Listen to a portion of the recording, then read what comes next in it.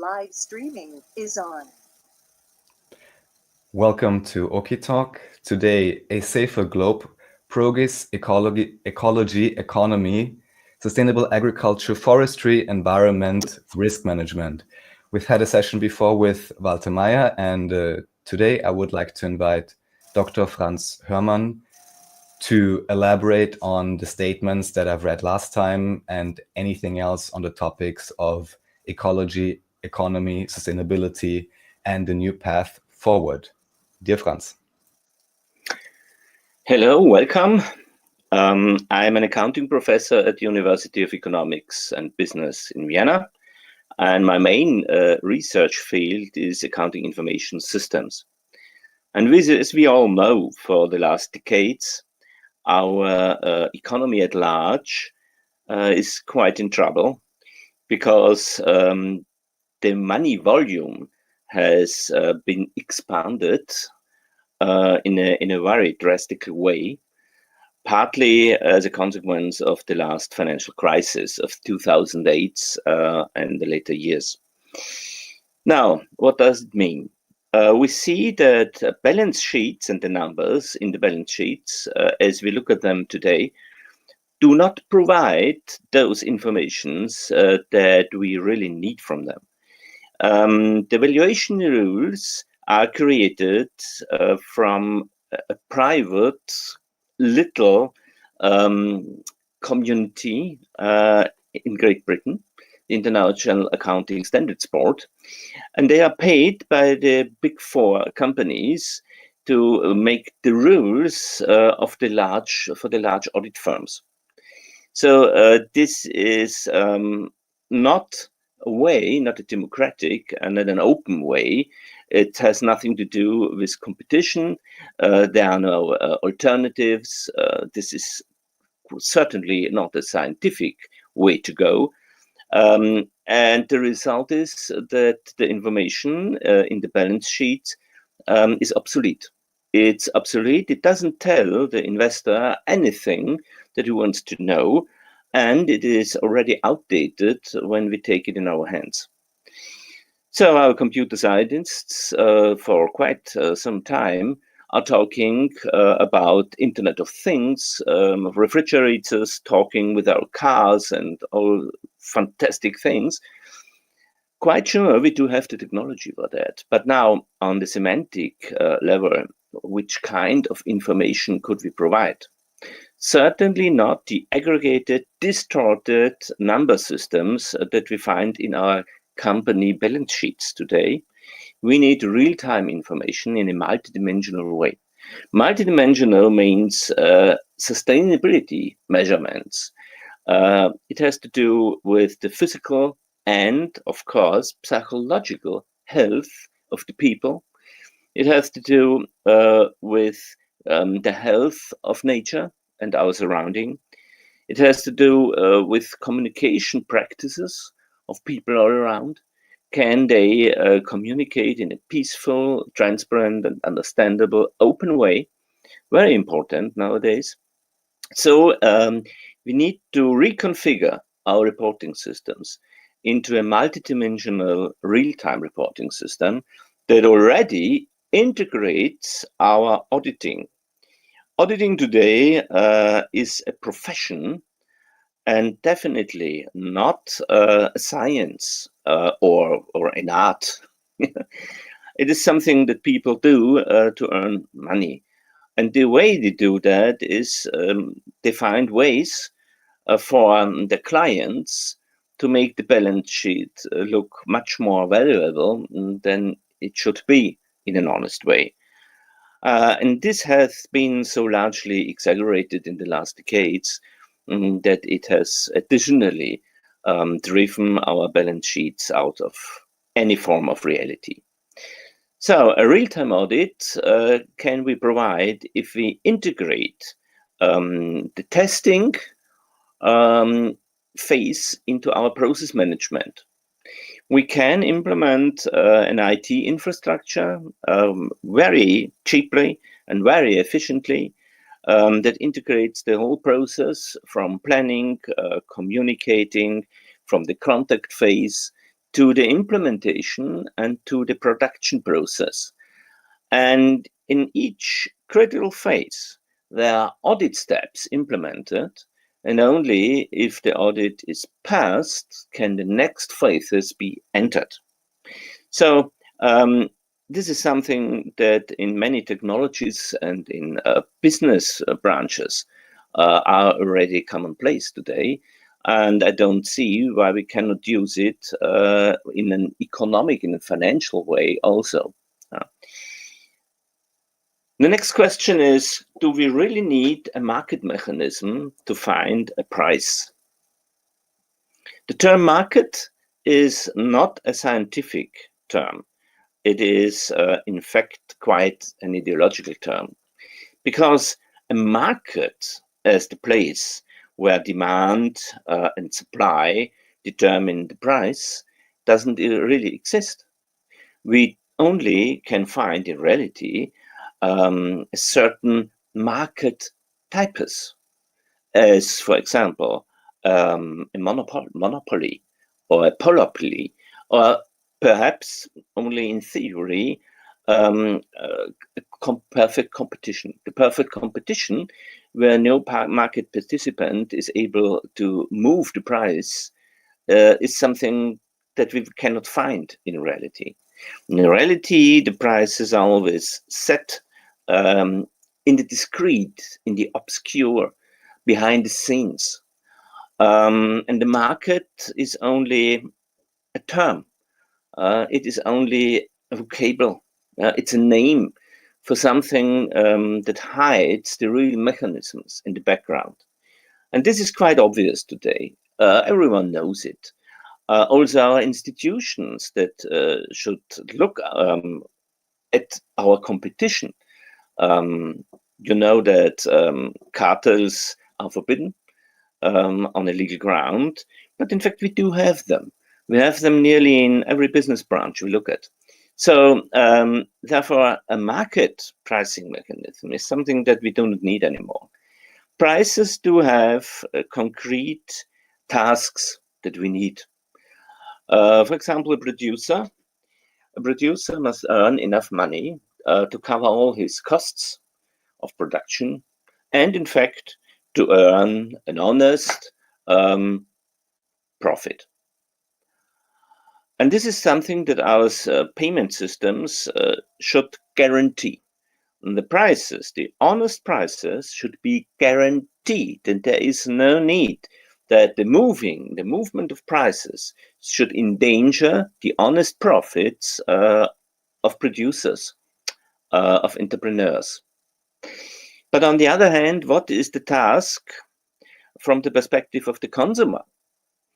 The task from the perspective of the consumer of a price is how to use and how to partition his personal budget to buy things that he is in need of. Now, if we can guarantee that the people in a certain region are supplied in the right quality and quantity with all the things that they need, this task of the price systems from the perspective of the consumer is not needed anymore. So we can, in certain steps in the future, do away with it. And in fact, we can provide new income possibilities for consumers in the form of improving their own living conditions. Because today, most people in our modern societies believe that that the better way of life should come from politicians or from the banks or a better system. And that's not the way that we will develop in the near future, I think. I think that the common people should learn that's their own responsibility to improve the life for themselves. First of all, to improve personal health, to improve the health of their relatives, of the families, of elderly people, and certainly of children too. and you can improve the conditions of life and your own health, first of all, by using the right and finding the right knowledge. The knowledge how your body and your psyche interact, for example. What's the task of nutrition? How important is water? What kinds of water exist really? And how can we improve the quality of water? Things like that. If we provide in a knowledge network all those information that we already today have, common people, can improve the quality of life. And if we can measure the improvement of quality of life, of health, for example, for certain people in a certain region, then they should earn money. Money that can be printed out of thin air, just in the same way as our commercial banks do it today when they declare that they provide a loan.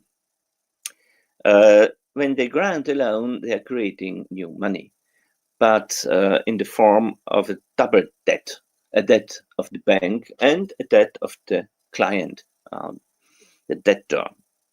So this is nonsensical. This has ruined our economic system in the last 300 years.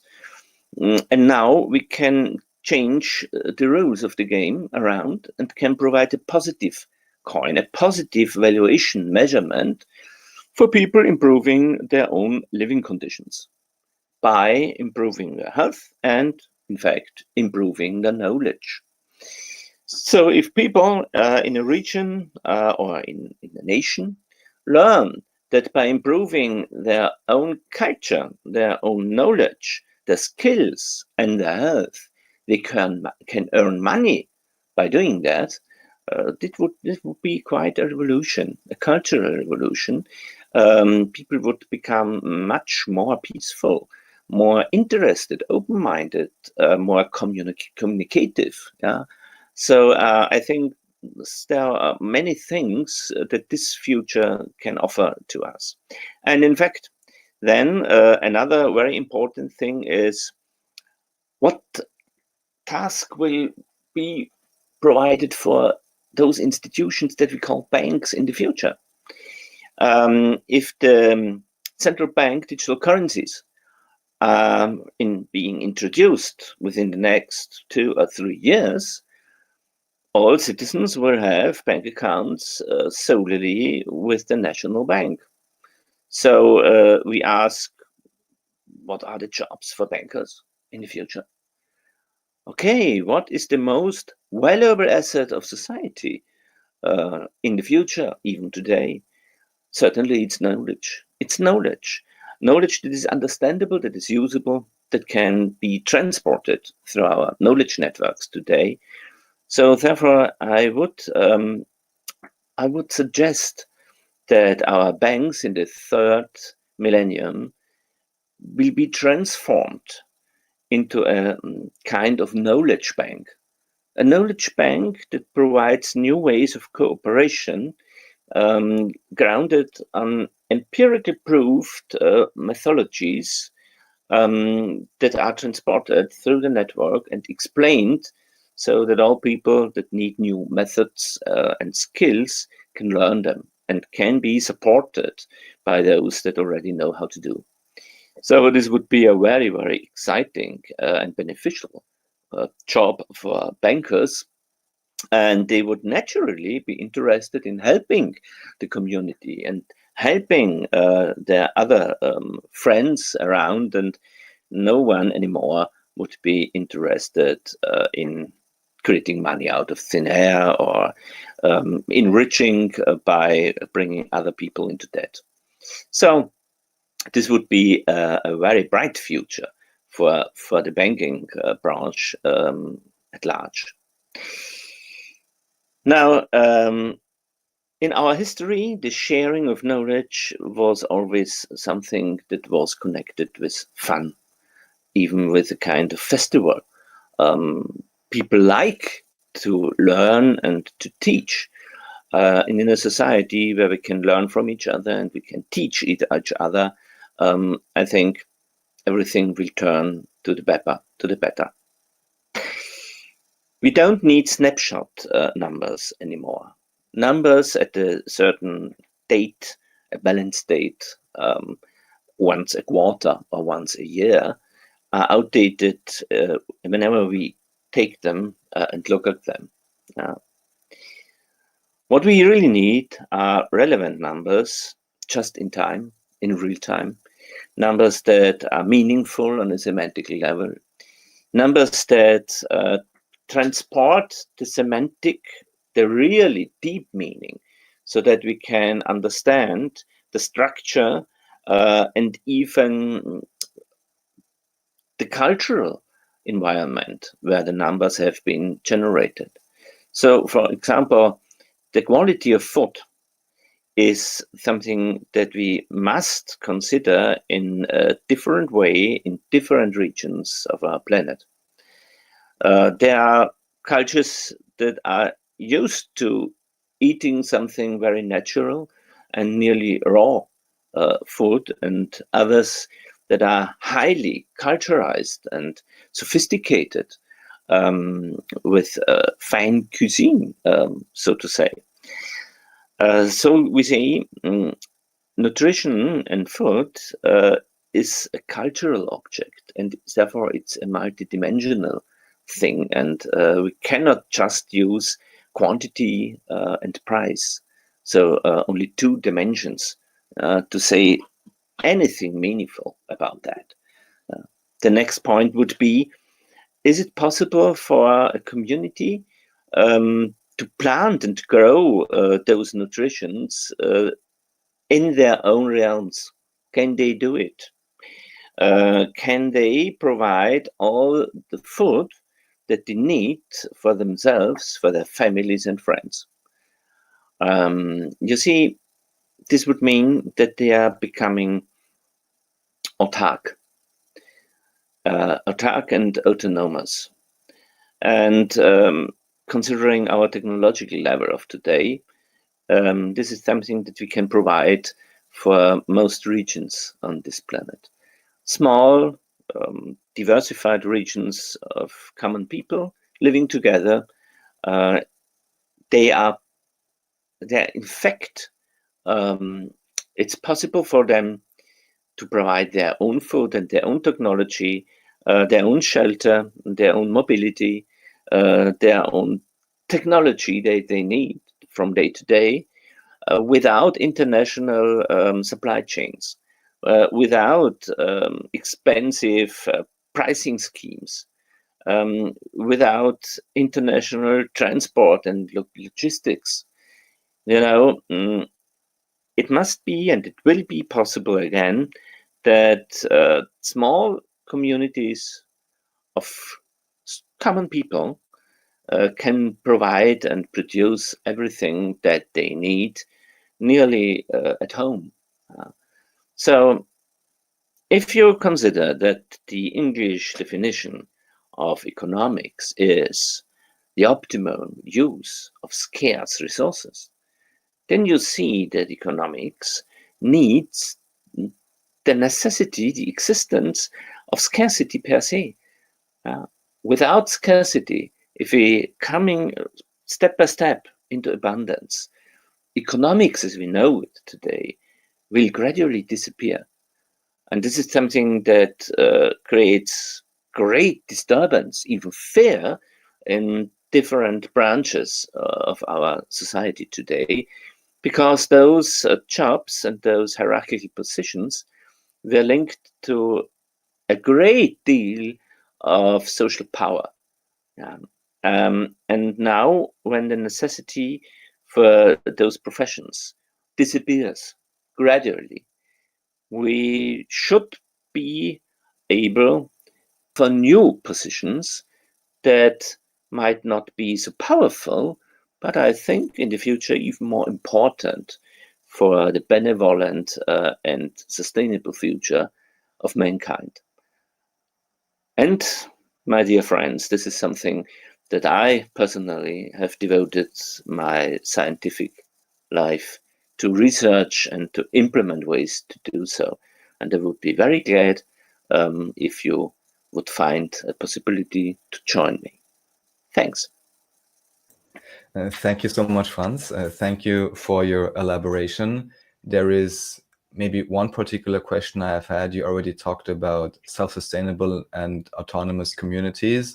Yeah. And maybe if you could, also the idea of, let's say, surveying, the idea I have to bring up now is the idea of the so-called Technical Alliance in the 1920s that even back then surveyed North America and basically concluded that they had all resources that they needed to only work, let's say, 20 hours a week. They thought about energy accounting. Of course, they had many other issues, as we know. That's not the point now. But what I would like to get to is that the surveying technology that you know of through Walter Meyer and Progis, and this ability to actually measure available resources, ideally then from an abundance-based perspective or realizing how much actually is available, how would you see that this could impact or benefit, let's say, this kind of path and progress? And how would you see that this could combine also with the concepts that you have thought about economically?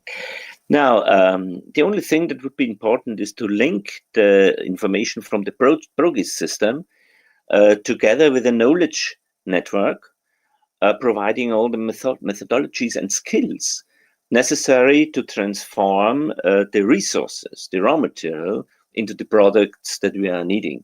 Yeah. So if we could take all this into one global database that would be open for small regional autonomous communities, then this would be a large step ahead in a sustainable future for mankind, I think. So Progis is definitely, the Progis info system is definitely a cornerstone of this development. And we should try to integrate it with some other tools using some APIs, some interfaces, and people, administrators with the right mindset and the right motivation for those people, so that the development can go in the right direction. I know enough people, I'm sure you also, and Walter Meyer too, who have this mindset and who have this motivation to go in this direction. So I know this is not utopia. This is something we all can really deliver. All right, then.